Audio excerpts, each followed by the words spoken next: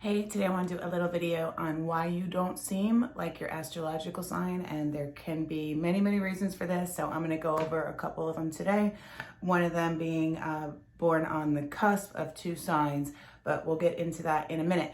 So in astrology, if you know about astrology or watch any of my other videos, you know that there's so much to it, and these videos are all very basic.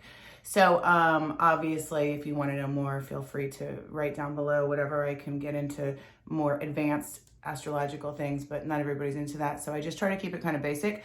Our sun sign over here in the West is what we consider the most important thing. Over in the East, the moon sign is more important, and that's because over here we're a patriarchal society.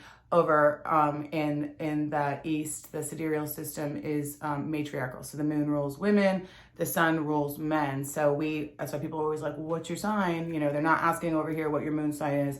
They're asking what your sun sign is. So clearly, obviously, we have the sun, the moon, Mars, Mercury, Venus, all those personal planets that will kind of determine the personality. And so that's why some people don't seem like their signs, because they could have their moon in a totally different sign, their ascendant in a totally different sign, etc. But also on top of that, we have aspects. So, sun, ascendant conjunct Mars with a Pisces sun is going to come across as way more aggressive than just a Pisces sun with nothing really aspecting the ascendant. That's just an example.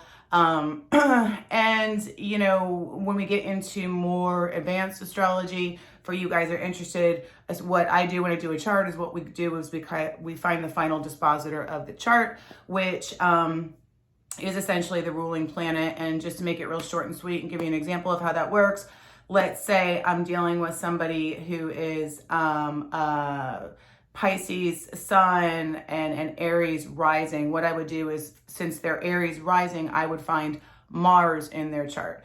And if Mars, because Mars rules Aries, if Mars was in the 10th house in Capricorn, I'd be like, okay, then I need to find Saturn, because, Capricorn is ruled by Saturn.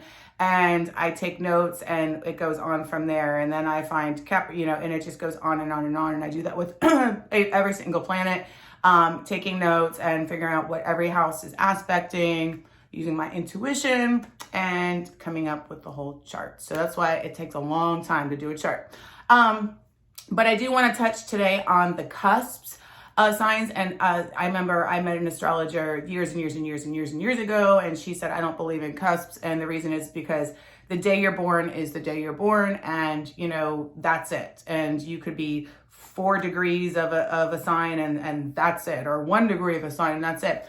I don't agree with this. I do agree with the cusp for a couple different reasons. When, everybody always likes to talk about Mercury, everybody talks about Mercury retrograde. Well, there's all kind of planets that go retrograde. So I personally feel a lot when Venus goes retrograde. But so when we feel Mercury, when we know Mercury's about to go retrograde, right? Like probably like a week and a half, we're in its shadow. We can feel the effects of that planet going retrograde before it actually goes retrograde. So we can feel, okay, communication is messed up. People are late. All the annoying things that it causes. It doesn't happen on the day that Mercury goes retrograde. It starts about a week and a half, 2 weeks before, and it ends about 2 weeks after Mercury goes direct. So there is a shadow period.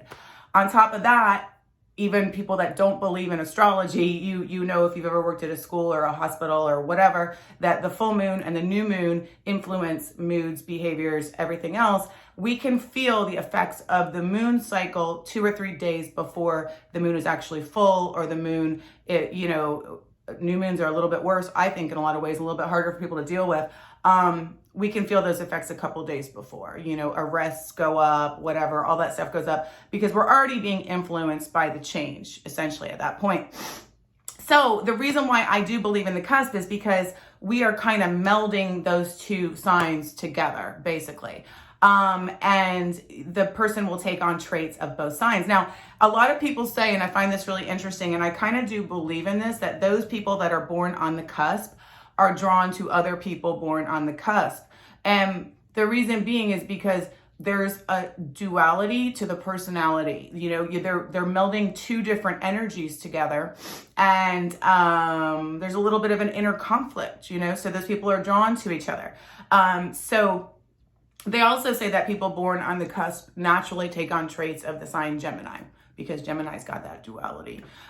So they will naturally take on both. But real quick, just to give you an example, with Aries, Taurus, we're talking about these are the trailblazers, leaders. They have that fiery Aries energy, but they also have the Taurus that is stable, secure, everything else. Sometimes if it's somebody's got too much fire, they can be like, you know, crazy all over the place and not stable enough. So these are people that would be leaders. These are people that would be able to stick with a plan, because Taurus is fixed and Aries is all about action. Taurus and Gemini cusp, you're talking about a real earthy person, but with the wit, flair, everything else with Gemini. So they're going to be maybe a little bit calmer than the typical Gemini. Geminis are usually kind of all over the place, whereas Taurus is slow and steady. So I always found that to be, you know, a nice little balance of energy between those two signs. So then we're talking about Gemini and Cancer, where Cancer is a water sign and it's by nature more emotional. But what's, you know, you sprinkle in that little Gemini, that's air, that's, you know, again, it's not going to be all crying and sitting home. And, you know, not that all Cancers are like that, but they do like to be at home a lot. Gemini's more go, go, go, go, go. Let's meet people. It's air. It's about connecting. So this makes the personality more outgoing in nature. So with Cancer and Leo, we see the cusp of Cancer and Leo. Leo is a big showboat, you know, they like to be the center of attention. Cancer likes to be at home. So again, you know, these people can kind of go both ways with this, but there's not going to be that flamboyance necessarily. And again, I'm talking broad, you know, this is broad. The flamboyance that you see with the Leo type of personality, they're going to be a little bit more introverted if they're on the cusp of Cancer and Leo. So then we're talking about Leo and Virgo cusp. These people, Virgo is very analytical. They're very down to earth. They're very earthy, analyze. Again, Leo is not interested in all that. So again, a combination of those two energies between that fire and that earth. Okay, then we go to Virgo, Libra. Again, they have the charm and charisma of a Libra, but they're going to be very practical in their approach. Maybe not as creative as just a regular Libra, because Virgo is more into details. And I'm not saying Virgos aren't creative, but it's creative in a different way. Libra is kind of known to be a more creative sign.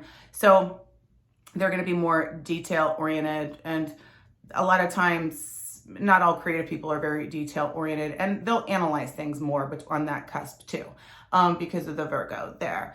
And then we talk about Libra, Scorpio. That's what I am. So these are people that are dealing with the air and the water. So they are also going to analyze before they use their intuition and come to a conclusion. So there's a duality going on there of computing the information with the left side of the brain and using the intuition with the right side of the brain to basically come to a conclusion with things. So they would come across, again, have Libra traits, Scorpio traits.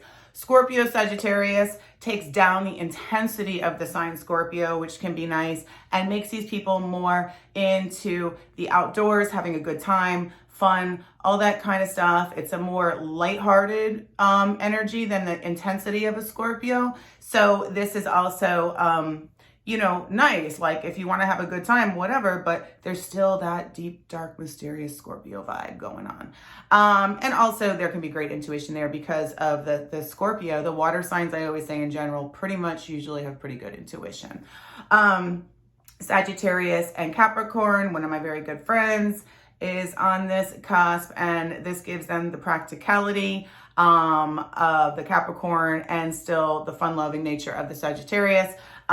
They also tend to be outdoorsy a little bit, and but they're stable. They'll get up and go to the same job every single day. That's what they do because that's Capricorn. I love Capricorns, by the way. That's one of my favorite signs. I know they don't always have the best reputation, but I do love Capricorns.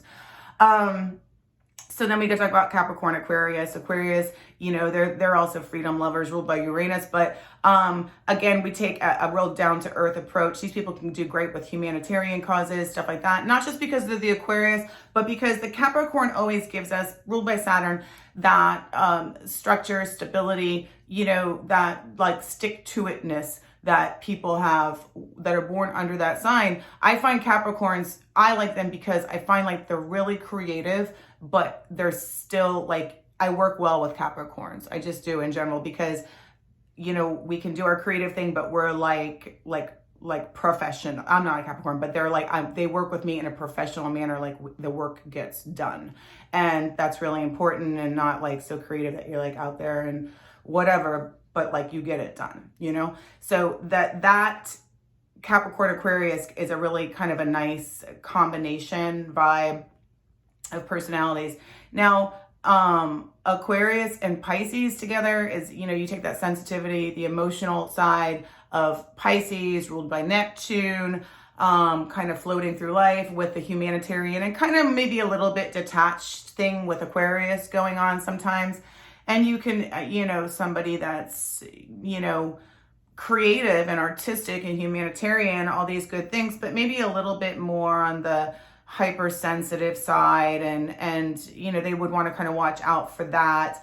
But definitely creative, and definitely into causes. The Aquarius helps that. And it's nice because Pisces can be so emotional and Aquarius can be you know, somewhat detached. So it's a good combination of energy.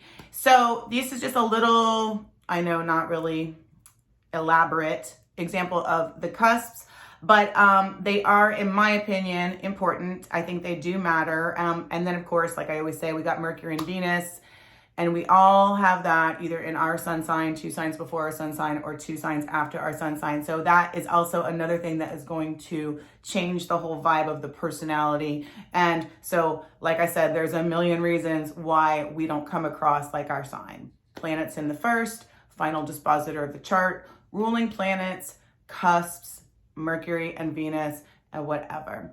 But remember, the sun is the ego, the moon is the emotions, Mercury is the way we think and communicate, and Venus is our attractiveness and what we're attracted to and what we value.